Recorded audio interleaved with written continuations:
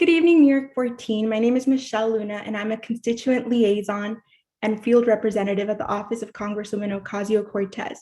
Thank you for joining our town hall. Just a few notes of housekeeping. If you are logged into the Zoom meeting, please use a Q&A feature to submit your questions. We prioritize questions from constituents, so please mention which neighborhood in New York 14 you are from. Alternatively, you can email your questions to aoc.townhall@mail.house.gov or call 718-662-5970. Our staff is also available to support with any technical difficulties. Our team members will be monitoring the inbox and phone. We are also live on YouTube and broadcasting the town hall on Twitter Spaces, so please feel free to visit our YouTube or Twitter pages for the live stream. CART open captions is being provided by All Hands in Motion. If you click the link in the chat, it will take you to a website where you can view the transcription. For today's town hall, we will hear from the representative about her work to advance the president's agenda to build back better by investing in our nation's physical and social infrastructure. We will then open it up for Q&A from constituents. After the Q&A, there will be a press gaggle where members of the press will be able to pose questions. And now I'd like to invite the representative from New York's 14th Congressional District, Alexandria Ocasio-Cortez, to give her remarks.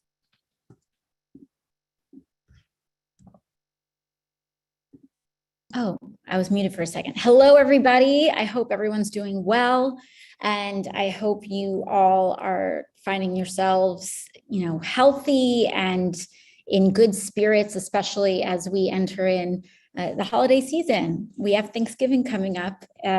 Unbelievably, this year has gone by very quickly. But once again, I'm very excited to be joining you all for our monthly town hall. So without further ado, let's just jump into it. Let's get into it. I want to talk a little bit about what some of our overall topics are going to be, discuss things a little bit. And I think that's kind of what we want to move forward on. I think, let me see, there were some edits. Okay, that's fine. So let's move ahead to our next slide. I think I think we're operating off of two different slide decks. So I'm not sure, perhaps Michelle, can you exit out of the current slide deck and we'll try a new one? Anyways, so let's talk about what our overall topics are for this week. The first thing that we want to discuss is our trip and my recent trip along with the Speaker of the House, as well as basically the House climate delegation to COP26 in Glasgow, Scotland. And this was the UN Climate Summit. So I want to give you all a quick report out about that. And I'd also like for us to discuss the bipartisan infrastructure vote and bill that happened last week and the upcoming Build Back Better vote. Now, I think there was a bit of breaking news right before we decided to start this town hall. Just before we started, I'm very excited to announce that the Speaker of the House has also just announced that we are going to have a vote on the Build Back Better Act, looks like tonight, which is a lot faster than some people thought was going to happen as of this morning. And that's going to go a little bit into my comments today on the infrastructure bill. So first, let's talk about COP26 with the UN Climate Summit. Now, with the UN Climate Summit, one of the things that we saw was, for folks who are following back home, is that we have sorry, we have some folks popping in and out real quick. With the UN Climate Summit, COP26 happened in Glasgow, Scotland. The UN Climate Summit happens yearly. So there's COP25, COP24, et cetera. Those are the ones that happened in previous years. This year was COP26, and it was designated as one of the most, critical COPs that we have had in in many years, because we are very much reaching what is known as code red and defined as code red by the IPCC report, with, this, which is a coalition of global scientists, et cetera, really monitoring global progress or not on climate change. And very recently, the IPCC report had issued a code red for humanity, basically saying if we do not rein in climate emissions very quickly, we are endangering our prospects and potentially blowing past the limit of 1.5 degrees Celsius of warming, which could have, frankly, catastrophic and calamitous impacts on humanity. And so this year's UN Climate Summit really forced us to gather the United States. This was the first time the United States had shown up in years. Last year, due to COVID, we did not have a full-on climate summit. And the year before that, under the Trump administration, there was no federal, real executive representation at the UN Climate Summit. The Speaker of the House, Nancy Pelosi, also brought a delegation back then, but the overall power of the US federal government was not truly represented from the executive branch. We also know that President Trump had withdrawn from the Paris Agreement, and we really weren't firing on all cylinders when it came to climate. And so our presence at the UN Climate Summit was very critical this year in ensuring that we are really stepping up to our obligations. I'm grateful to have been part of the US delegation, and I want to give you all a bit of a readout on what happened there. First of all, are we doing enough? I think what we're seeing here is a mixed bag. Overall, are we doing enough to combat climate change and rein into 1.5? I am concerned that we are not. However, there is also the fact that this year's COP26 represented certain areas of progress. So the question that we have here is, yes, okay, progress is great. Any progress is something that we'll take, but the fact of the matter is that we have a ticking clock. And if we don't reach our goals, if we don't progress fast enough before the clock runs out, there's really no amount of spin that we can discuss about that. And so I think what we saw out of COP26, I think, is a confirmation that really work on climate change is going to be an all hands on deck situation. And yes, governments and private companies, et cetera, can make their commitments, but it's really going to take a lot of everyday mobilization of people like you and I to really speak up on these issues. Because I think one of the things that we're seeing is that what is a big part of what is hampering progress on climate is also a lot of what is hampering progress on pretty common sense issues across the board. One is internal politics. It's very difficult for the United States to, or any other country, to commit globally and publicly to certain moves on climate if our domestic politics are not allowing for that to happen. And so that, I think, not only applies to the United States, but it also applies to the political realities of other countries. And so the more grassroots mobilization and the more broad urgency there is on climate, the more that can transform our domestic politics, which will then allow the United States internationally to be able to commit internationally to greater action, and action that will keep us below 1.5 degrees Celsius. One of the issues that I'm very concerned about is that, unlike, CBO scoring, unlike budgetary scoring, emissions math actually has, you can't fudge that math. You are either emitting CO2 and you're either emitting and contributing to climate change, or you're not. But globally, there's a lot of funny math that's trying to be used. And so there's a lot of fossil fuel corporations that are trying to, for a very long time, they tried to count methane, trying to say, hey, if we switch to natural gas and emit methane, then we're drawing down CO2 emissions. Well, yeah, you might be drawing down CO2 emissions, but that's because you're replacing them with methane, which is far more powerful and concentrated in contributing to global climate change. So, pros. I think that there is progress, and there was a lot of pressure on the United States globally and internationally to, and I think including after the conference, to actually start getting serious about climate change. But the cons are that we have a lot of work to do. And we can't just rely on the plan. If we're just relying on the plans alone that come out of the UN Climate Summit, we're not going to reach our goals. And so we need to take those plans, and we also need to add to them. So that's kind of the long and short of it. I'm happy to answer more questions on the UN Climate Summit during our Q&A, but that's the overall readout from that. Now, secondly, there is the bipartisan infrastructure vote and bill that happened several weeks ago. Now, as many of you know, the bipartisan infrastructure bill passed. Those investments will now start flowing to communities across the United States. And as some of you also may know, I did not vote for it. Now, for some folks that may say, why did you not vote for it? Or they may disagree with that outcome. Let's talk about it.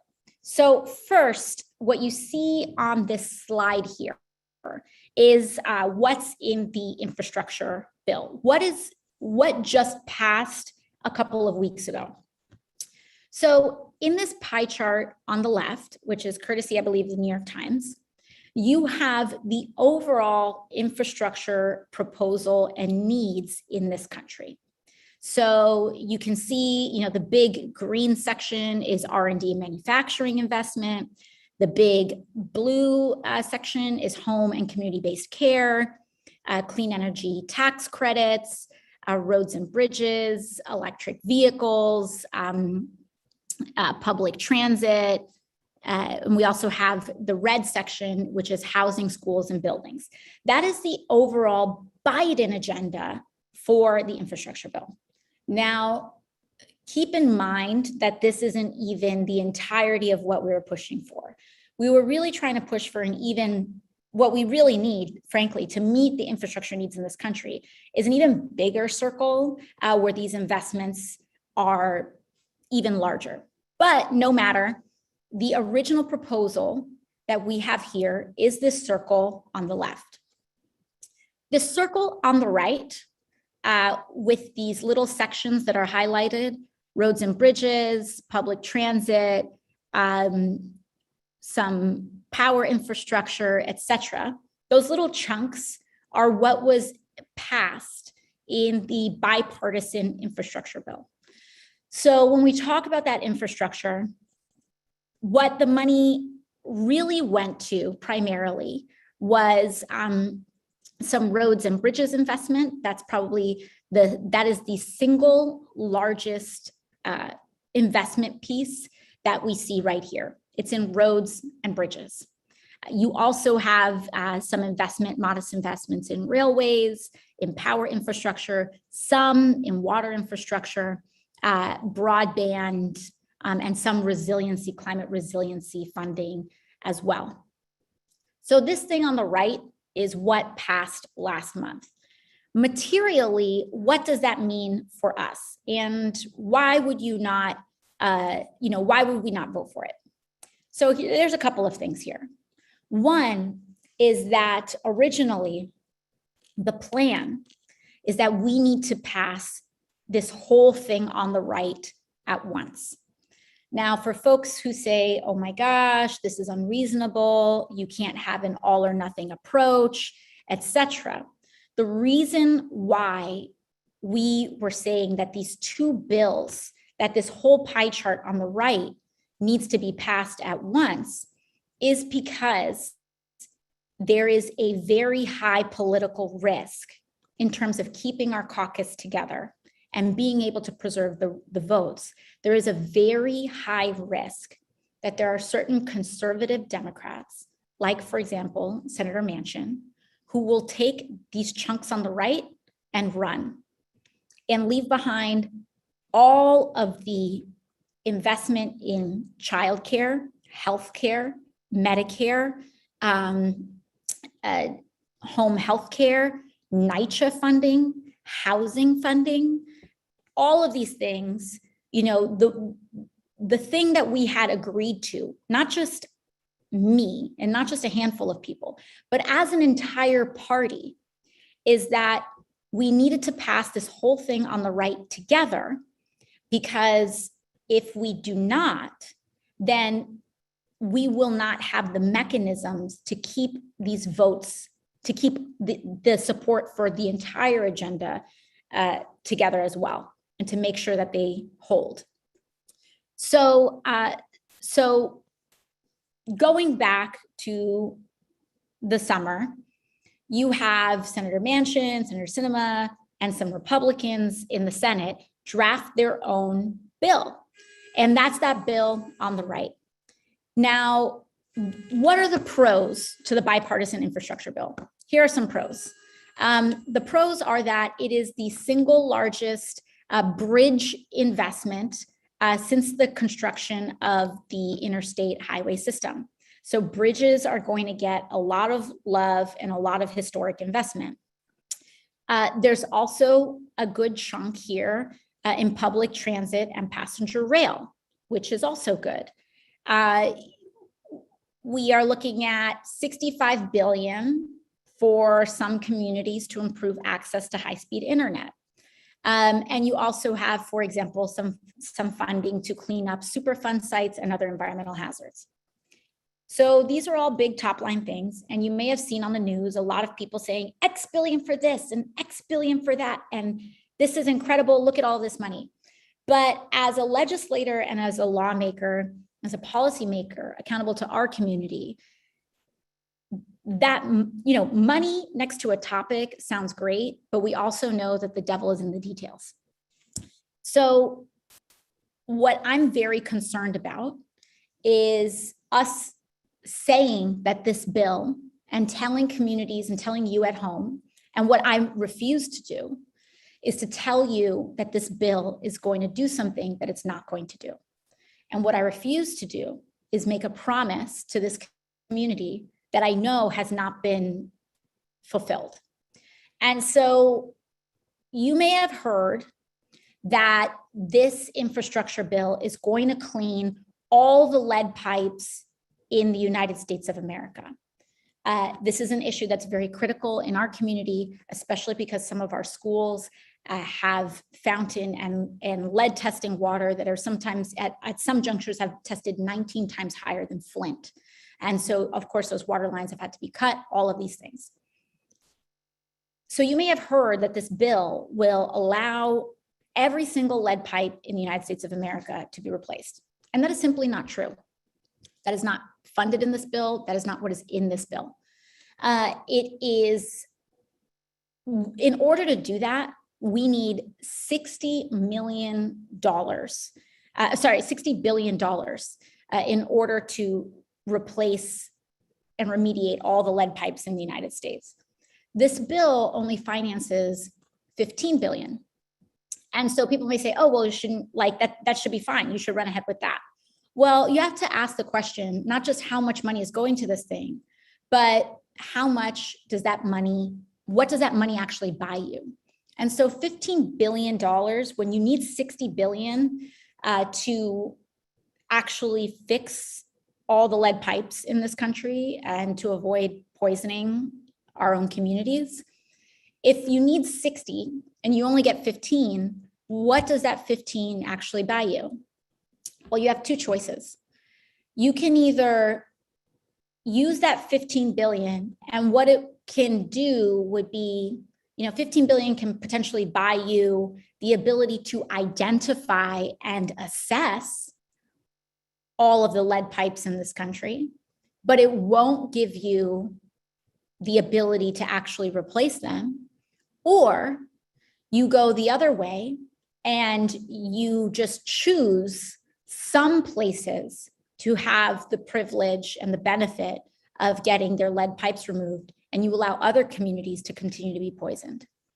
And so, so we know that this is insufficient, and we know that, it's not, you can't just like throw arbitrary amounts of money to things.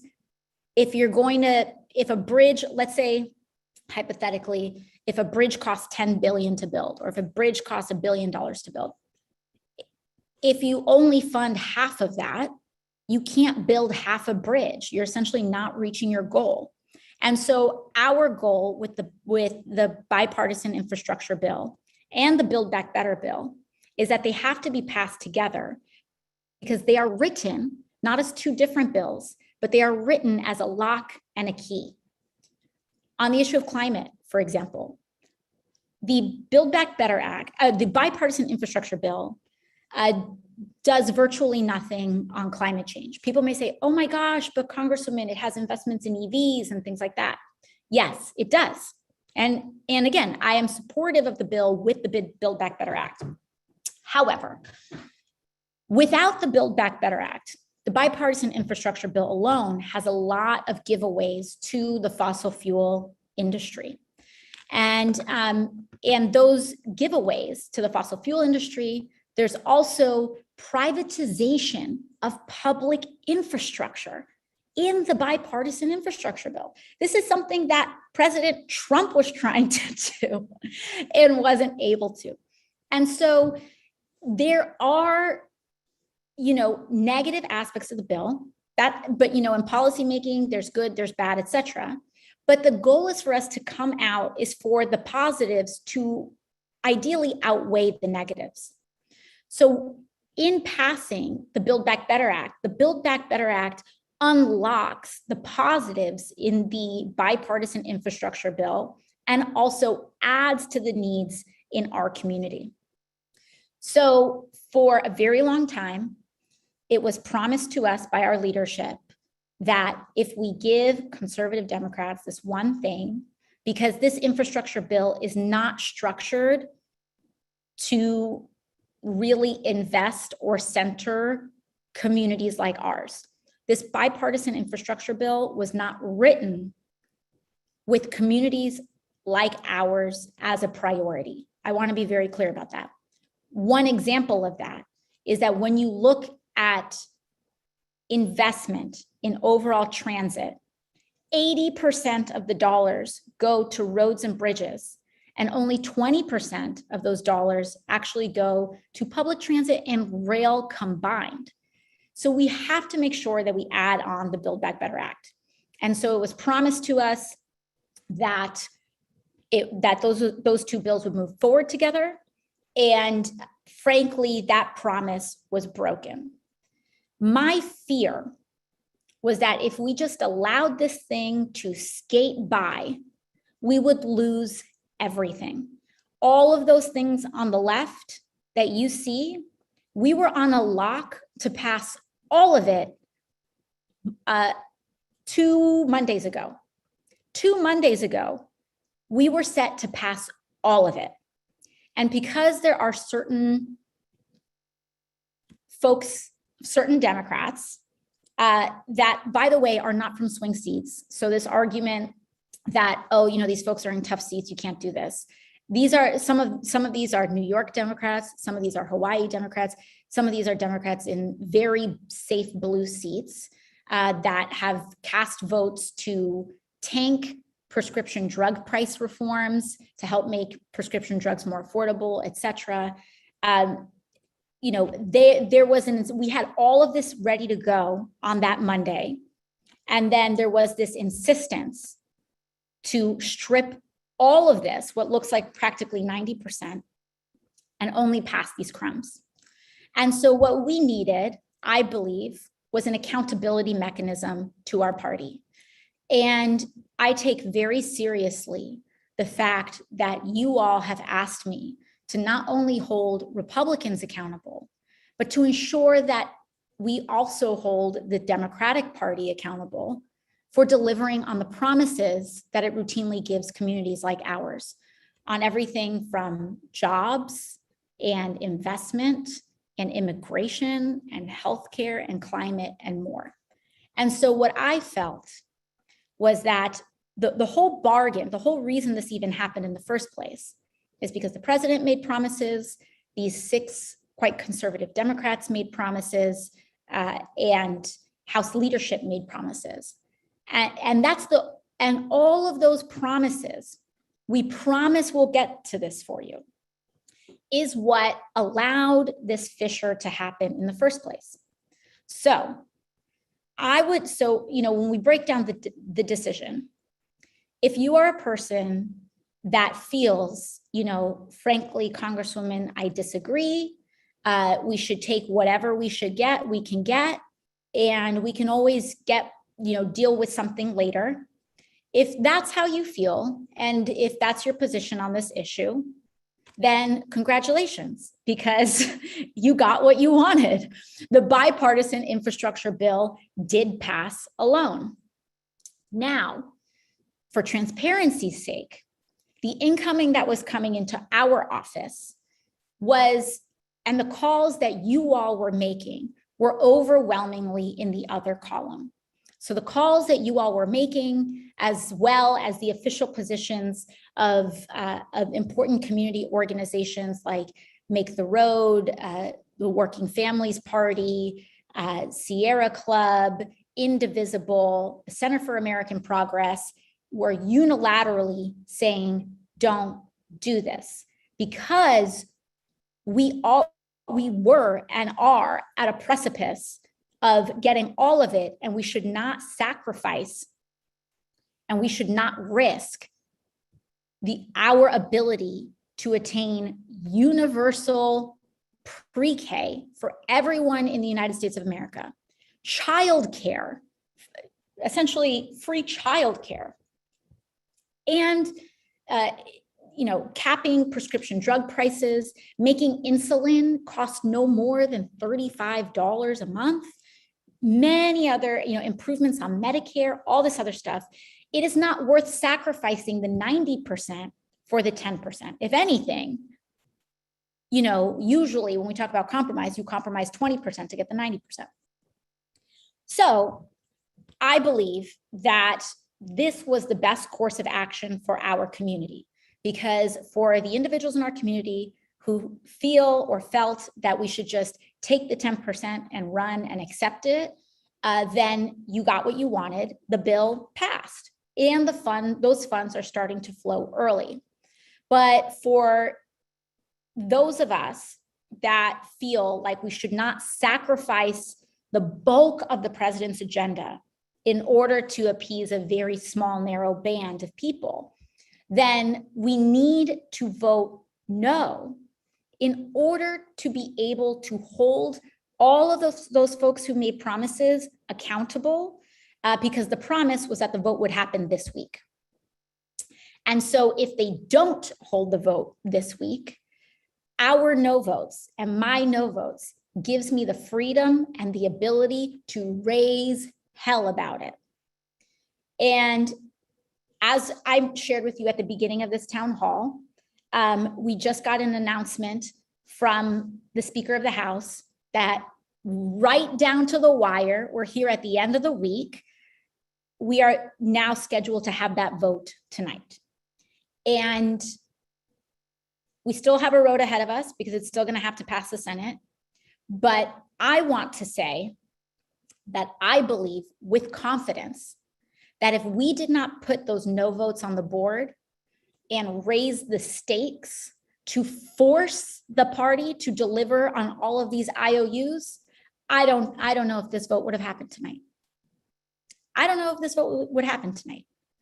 The stakes were so raised that it really accelerated and I believe created a lot of tension and heat and pressure to make sure that both of these bills pass as close in time as possible.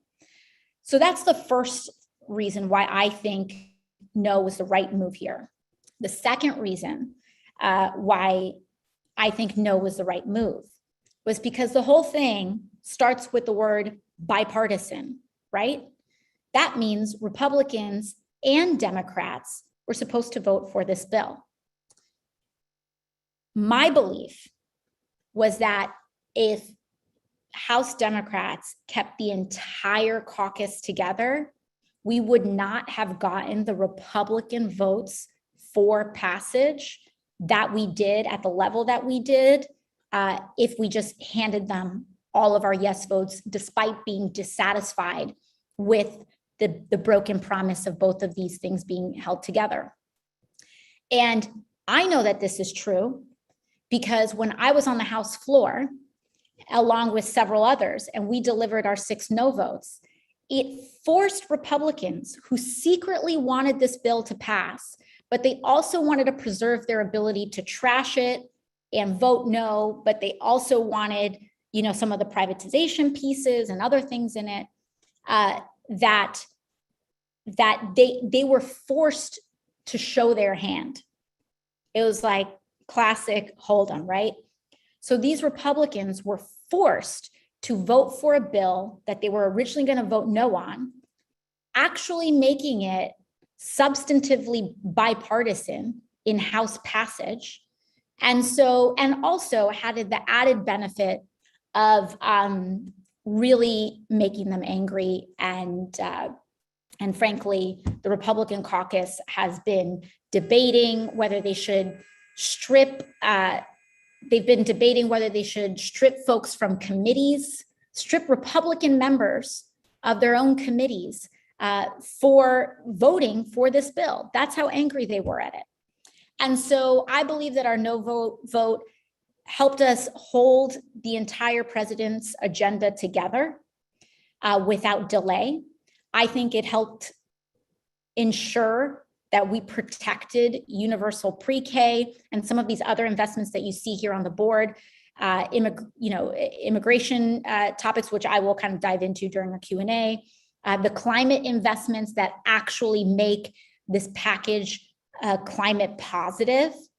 And I cannot understate how important that is, because the general assessment is that this is our one shot. We will not have another political bite at this apple to reduce emissions to this degree. This is our one chance right now at this scale. And so it protected things on climate. It adds additional investments for lead pipe removal to our community. It also, I have long been working extremely hard on making sure that we fully fund all of the NYCHA deficit that we have. So the boilers that go out in wintertime, the lack of hot water, the awful, inhumane conditions in NYCHA, that's all here. The funding to fix that is here in the Build Back Better Act.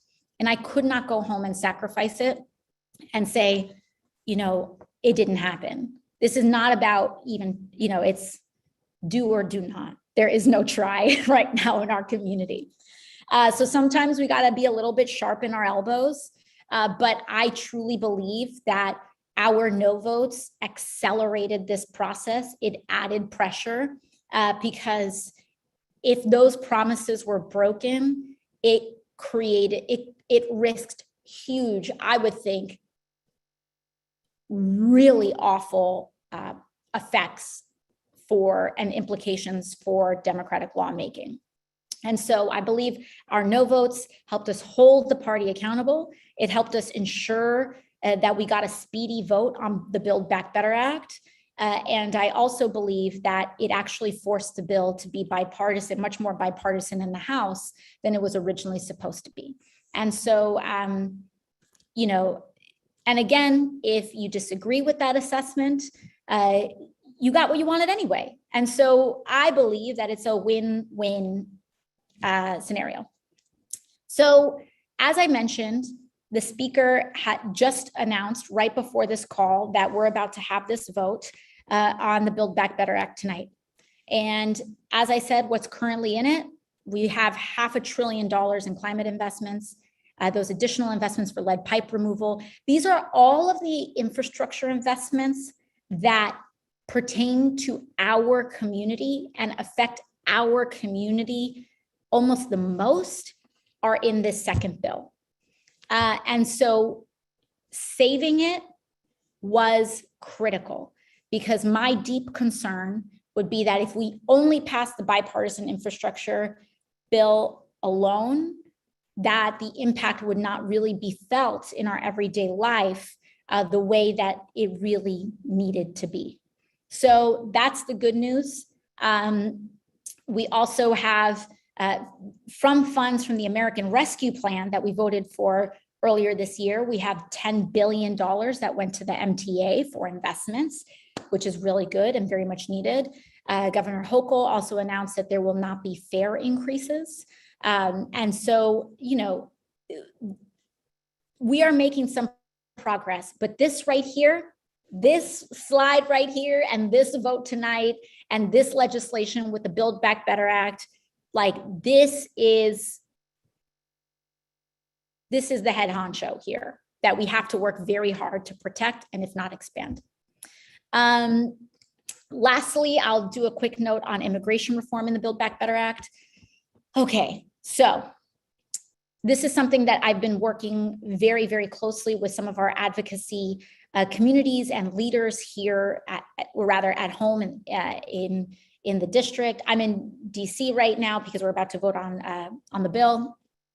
But our advocates were making very clear that what we want in the Build Back Better Act is an update of the registry, AKA path to citizenship, and to preserve path to citizenship in the Build Back Better Act for millions of our neighbors and our friends and our family.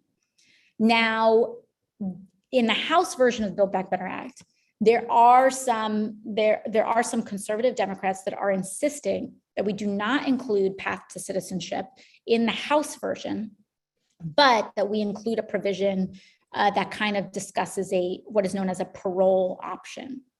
Our community has made very, very clear that parole is not good enough. And one of the reasons parole is not good enough is because they have expressed that it is their belief that the president can do that with an executive order.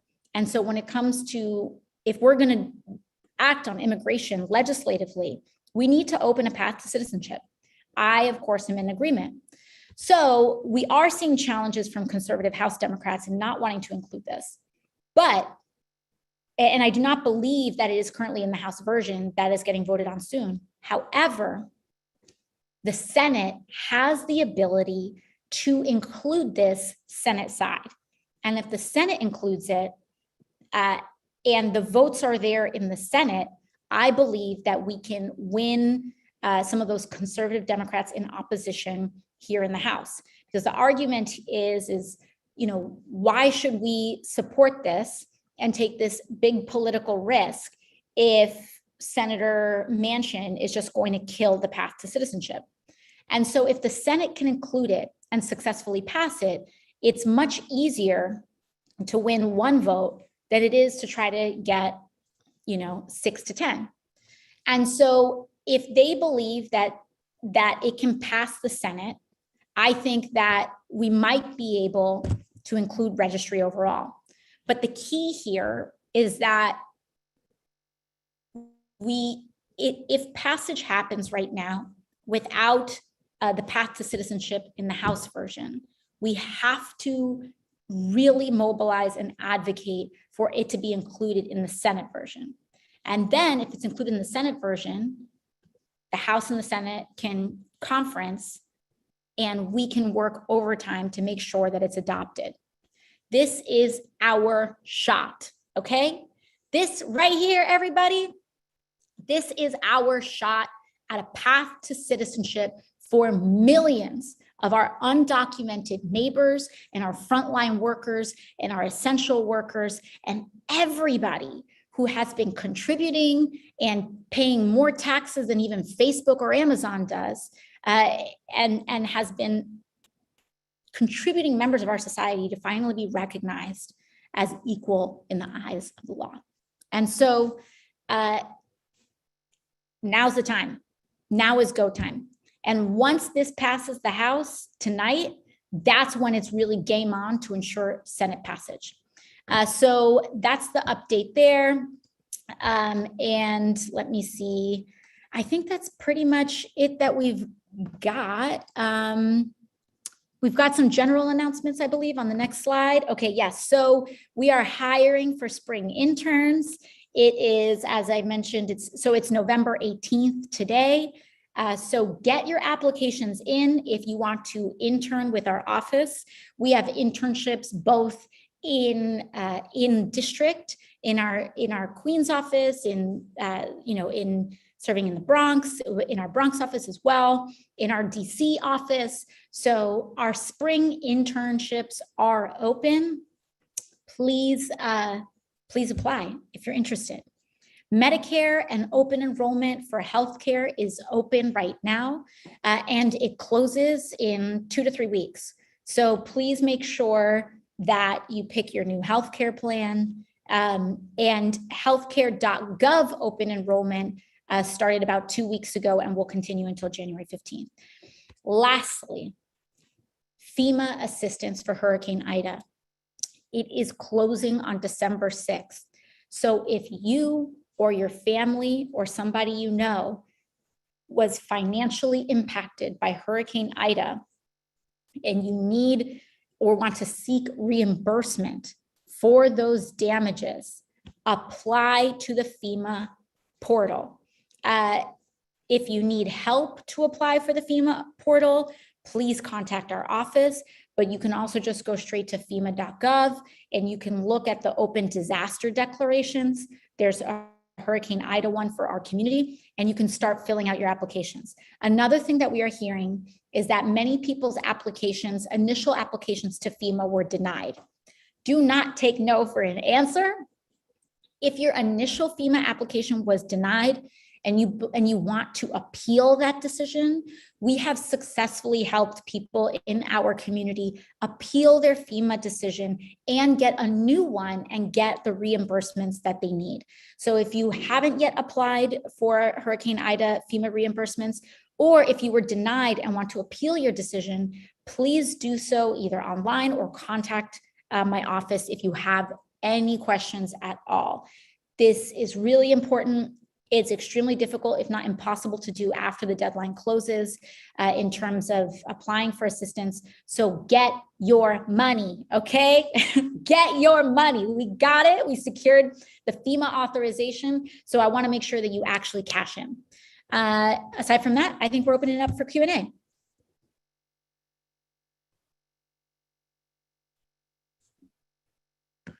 Thank you for your remarks, Congresswoman.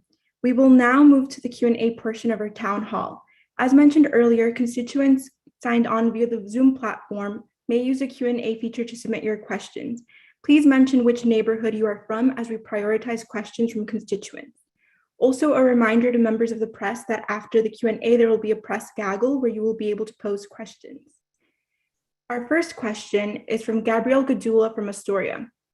With the infrastructure bill recently passing, I'd love for Congresswoman Ocasio-Cortez to address how specifically it will impact the people of New York 14. As we all know, improved transportation infrastructure is sorely needed in Queens, especially with our busing system, as we have a lack of subway lines serving Queens neighborhoods. Great. Well, that's an excellent question, and I want to thank you for it. Again, as I mentioned, that it was my assessment that many of the investments in the bipartisan infrastructure bill were not particularly structured for equity. And as I mentioned, out of a hypothetical $100 allocated for transit or allocated for transportation infrastructure, 80 of those dollars go to roads and bridges, and 20 of those dollars go to public transit and rail combined. So that means those are funds allocated for MTA plus Amtrak plus Metro North and your 6 train, your 7 train, et cetera. So we're not getting a ton in the bipartisan infrastructure bill to work with, but we are getting significant chunks. And so, as I mentioned, Governor Hochul had announced that it was her assessment that we would not need any fare increases, thanks in part to some of the investments in the bipartisan infrastructure bill, but the funding inequities are still baked into the passage of that bill that we're going to have to address. I have brought this up to President Biden's administration. I have flagged this started this conversation with Secretary Buttigieg as well in saying, okay, listen, we have the investments, we have some of these investments in public transit.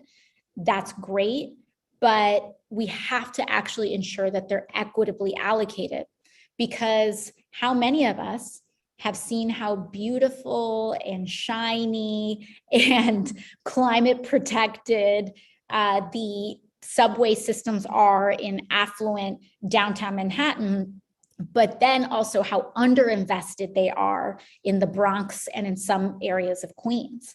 And so we need to make sure that if we're investing in public transit, we're not just doing it at the tourist stops, and we're not just doing it in shoring up and glitzing up and protecting the Manhattan and more affluent subway stations, but that we're actually investing in the stations and areas that need them most. As you mentioned, busways are very, very important to this as well.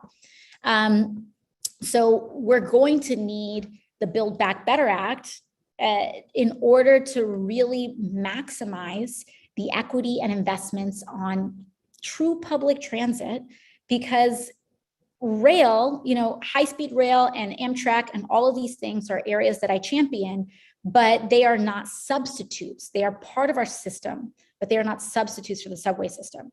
And so having the Build Back Better investment and this vote tonight and securing it and making sure that, if I had to do hard, difficult things in order to accelerate the vote to tonight, I was willing to do that, because this is the investments that you're asking about are really championed here in the Build Back Better Act.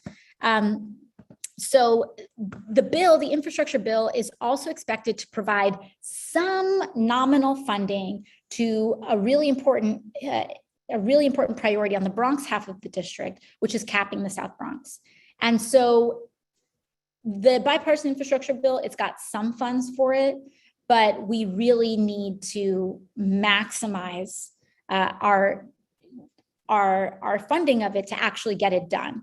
Because like I said, if you fund half a bridge, you can't just build half a bridge. You're just not really going to get the bridge. And so we need to fully fund capping the South Bronx because you can't just have the thing go off into an abyss or, just have it be plans that get drafted and never realized. So additionally, we're also hopeful that some of this funding will go to extending the Second Avenue subway line, new rail tunnel connecting New York and New Jersey, improving handicap, improving disabled accessibility to our subway system. I don't need to tell you all how horrendous accessibility is on the New York City, subway system. There's so many countless stations that don't have wheelchair access, elevators, ramps. Anyone who's tried to take a stroller around also knows how difficult this is. And so I'm sincerely hoping that a lot of those investments go to improving accessibility to our stations. We also want to replace older school buses and further electrify some of the New York City fleet, and also improve drainage in parts of our city. And that is so incredibly key and critical, because as we saw with Hurricane Ida in places like East Elmhurst and Woodside, the flooding wasn't just because it rained a lot. The flooding was because our drainage systems failed and backed up. And because the drainage system stopped, that's what really created a lot of the catastrophic flooding that we saw. And so in terms of infrastructure investment, we really want to see that the Build Back Better funds and any other sort of infrastructure funds go to really helping drainage systems, and not even just in our community, but sewers and drainage systems is kind of this mounting national infrastructure crisis issue.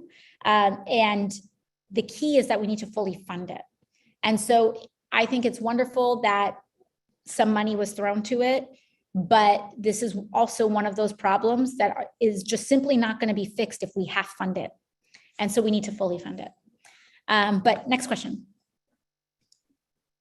The next question comes from Lisa W. from Astoria. What is the status of what's being done about Congressman Gosar's tweet, and how did that affect you? Okay.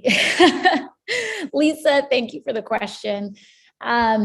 So yesterday, if some of you may have followed the news yesterday, I delivered a speech on the House floor regarding the censure of Congressman Paul Gosar. And for those of you who may not know, Representative Gosar is an individual who fundraises and collaborates with white nationalist, neo-Nazi organizations. And he tweeted out a video depicting ending my life. In any other workplace, a person would be fired.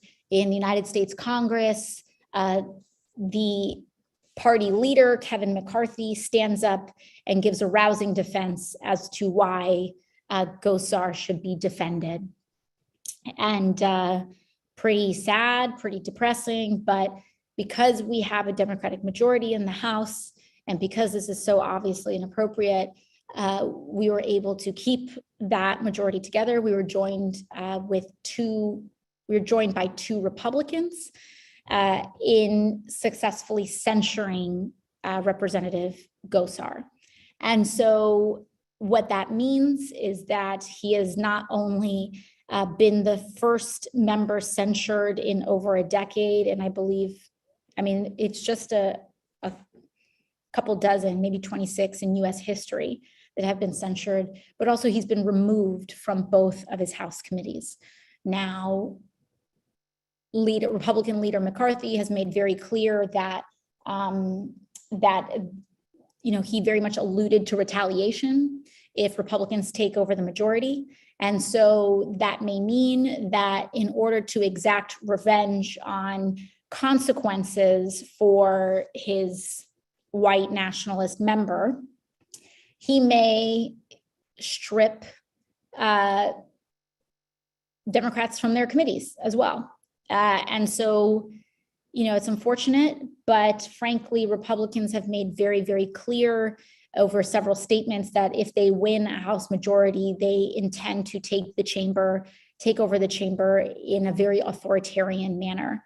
And so, frankly, whether we pass the censure of Representative Gosar or not, he had already indicated that he was going to do this anyway. And so it is unjust, it is wrong, but, if they decide to strip me from committee or strip any other member of their committee in any coming term, should they take a majority, this was something that they were very calculated in planning anyway. We would hope that they neither get a House majority nor take that turn, but they have indicated that should they get a majority, that is their plan. But as I mentioned, we should not do the right thing out of fear of people wanting to do the wrong thing. The way that we actually have and maintain rule of law and general order in our society is for there to be consequences when someone does something wrong. And when we start to make exemptions to those consequences because of politics, then we really start to see an erosion of our institutions on a level that should not be accepted.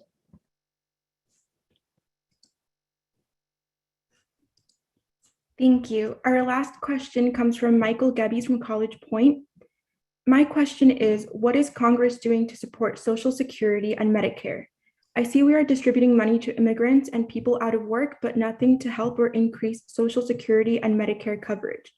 Unlike most entitlements, this one was earned by the sweat of the workers. Please let our party lead in helping the Social Security population who worked, volunteered, and served in our nation's defense. So thank you, Michael, for your question. I really appreciate it. I would start off by saying, first of all, I very much agree with you on the point of expansion of Social Security and Medicare. And there are some key areas in the Build Back Better Act that address that I'll get into. But I do want to say that the idea that unemployment benefits or relief for immigrants are unearned or are not contributed to by working people, I would just invite all of us to reassess that frame and to rethink that frame. Because first of all, unemployment benefits, we all pay into them, right? We pay into them when we are employed. And if any one of us falls into hard times, which I think we all learned during the pandemic can happen at the drop of a dime, very unexpectedly, we want to ensure that the systems that we paid into when we were working can also pay us back. And a similar notion I would argue goes to our undocumented neighbors, because they pay taxes.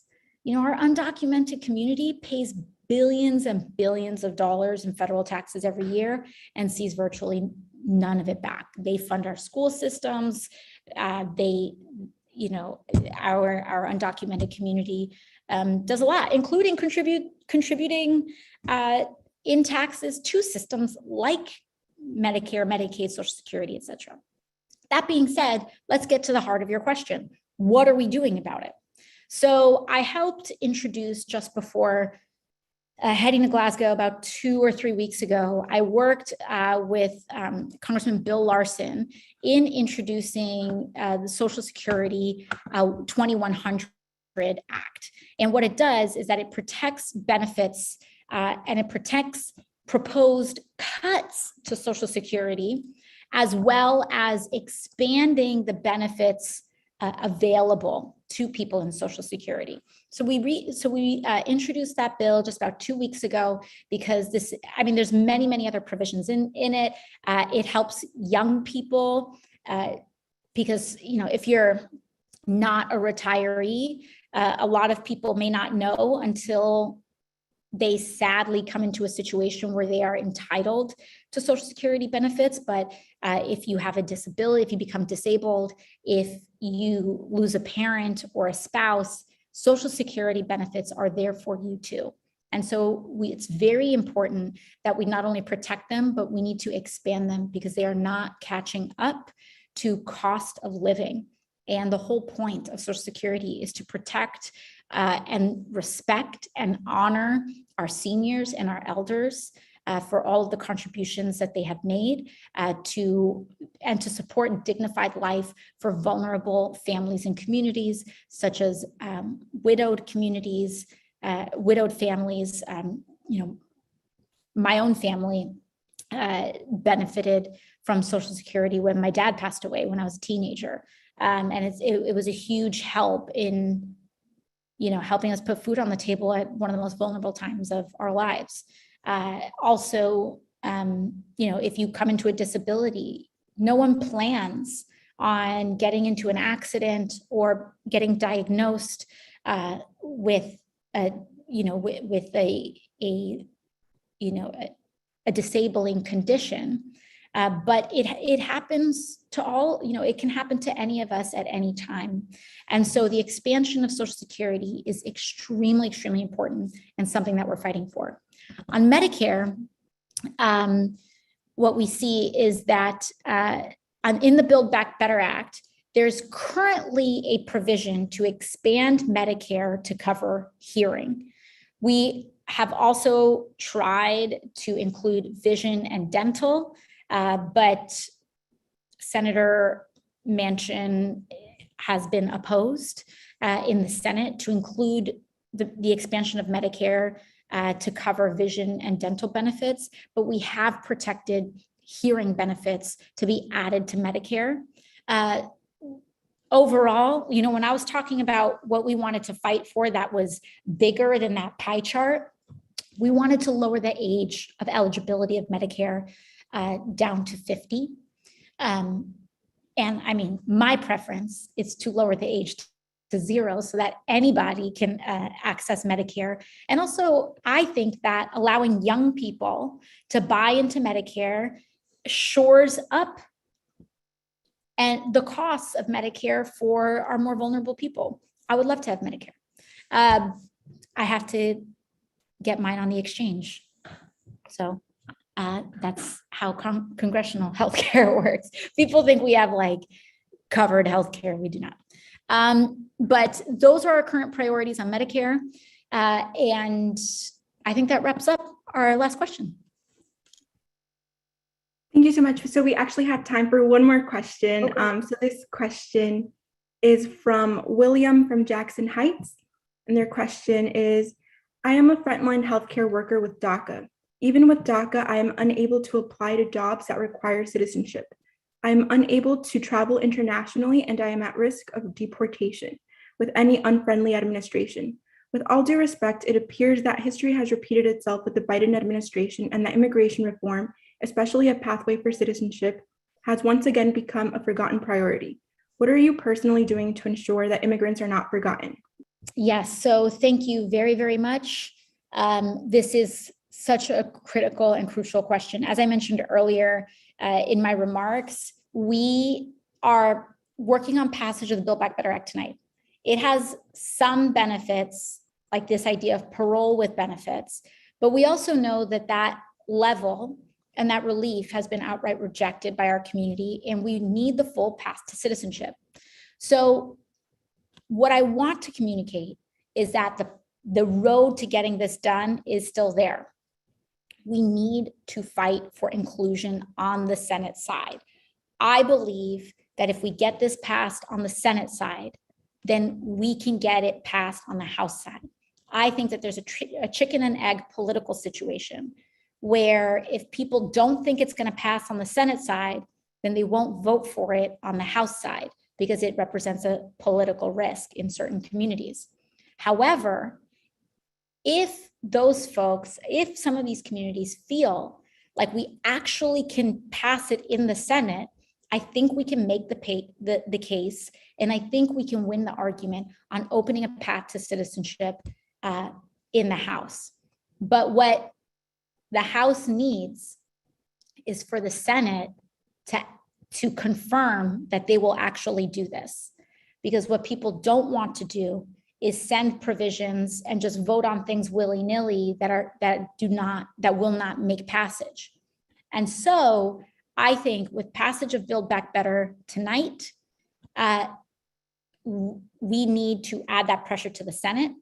What am I willing to do? Well, first of all, I've been fighting for inclusion of registry on the House side this entire time, but I also plan on authoring and building a coalition to release a letter, really amping up the pressure for this to be included in the Senate version of this bill. It's really, really important that we get this in Senate side. And if we can get it in Senate side, then I think we can get you relief. But it's going to take a huge amount of advocacy and grassroots organizing. Now, don't take that in a discouraging way, because the good news is that our community has been delivering that historic grassroots organizing and presence. And so our organizations here at home, like Adhikar and NICE and Make the Road, etc., have been organizing actions both at home and in DC. And it really has been very effective in keeping the issue front and center legislatively. But all of that is to say is that when this vote happens tonight, we can't let up on that. And we have to make sure that we continue these actions because they are having a positive effect on the chances of it. But the specific ask right now, if we want to open the path to citizenship, the word is registry, registry, registry. What that means is folks may know that back in the 1980s, Ronald Reagan said any immigrant any undocumented, any person that was undocumented that came before, I believe the year was 1986, he provided essentially a path to citizenship, documentation, full citizenship. Now, the proposal is to just simply take that registry date of 1986 and to update it to 2010. That's, I believe, the current date that the compromise is at. And basically anyone who arrived before that date will have access to a path to citizenship. But that term is called the registry. And so the reason I want to give you all that keyword is because immigration reform can be anything. It can mean anything from the most disappointing 2 crumbs to opening an entire new positive future for our community and our families. And so the word for the good outcome is registry. And so if you want to ask for a registry, and if you're talking to a federal office and they try to say we can't do registry, we need less than registry, registry is what we're fighting for. We get registry and we win path to citizenship for millions of people. So the word is registry in your advocacy calls and in your letters, etc. And they matter. They really, really do matter. So those are our next steps forward. I'm going to be advocating for inclusion of registry Senate side, but we also need your advocacy and reiteration that we need to fight for it Senate side as well. Thank you so much, Congresswoman. Thank you so much to our constituents for asking questions. You can always contact our office by calling 718-662-5970. Now moving on to the press gaggle. If you are a reporter and would like to ask a question, please click the Q&A icon at the bottom of the screen and state your name and outlet in the question field. Reporters who are selected will be unmuted so they can ask their question to the member directly.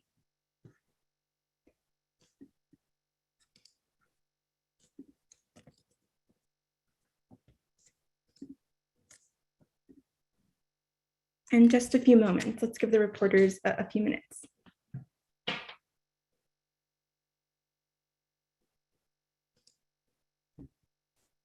Michelle Price, AP. Hi, Congresswoman. This is Michelle Price with AP in New York.